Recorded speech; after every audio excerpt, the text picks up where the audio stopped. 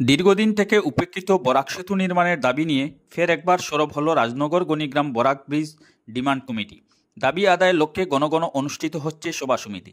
দিল্লি দিশপুরের সবুজ সংকেত আদায় করতে প্রধানমন্ত্রী সহ মুখ্যমন্ত্রীর কাছে প্রদান করা হয়েছে স্মারকপত্র। সেতু নির্মাণের এই দাবি আদায়ের লক্ষ্যে পরবর্তী পদক্ষেপ গ্রহণ করতে রবিবার গণিগ্রাম বাজারে অনুষ্ঠিত হয় এক সভা।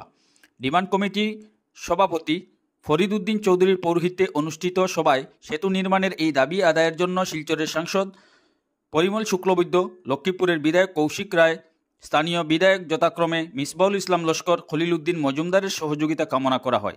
বিষয়টা নিয়ে ডিমান্ড কমিটির এক প্রতিনিধি দল রাজ্যের মুখ্যমন্ত্রী ডক্টর হিমন্ত বিশ্ব শর্মার সঙ্গে দেখা করে স্মারকপত্র প্রদান করার বিষয় নিয়েও সভায় আলোচনা করা হয়।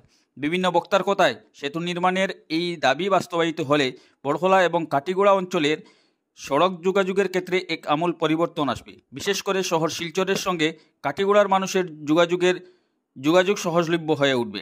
সভায় অন্যান্যদের মধ্যে বক্তব্য রাখেন ডিমান্ড কমিটির সাধারণ সম্পাদক হীরালাল রাজকুমার, সহ সভাপতি নীলেন্দু দাস লস্কর, সমাজকর্মী ফরিদা পারভিন লস্কর, হায়দর হোসেন লস্কর, শিক্ষাবিদ আলতাফ হোসেন লস্কর, অবসরপ্রাপ্ত শিক্ষক মঞ্জুরুল হক লস্কর, গণিগ্রাম হাইস্কুলের প্রধান শিক্ষক আব্দুল অদুদ বড়বইয়া, জুলফিকার আহমেদ বড়বইয়া, শাহেদ আহমদ বড়বইয়া, জেলা পরিষদ সদস্যার প্রতিনিধি নজরুল ইসলাম বড়বইয়া, ফুলবাড়ি সমবায় সমিতির চেয়ারম্যান হুসেন আহমেদ বড়বইয়া প্রমুখ।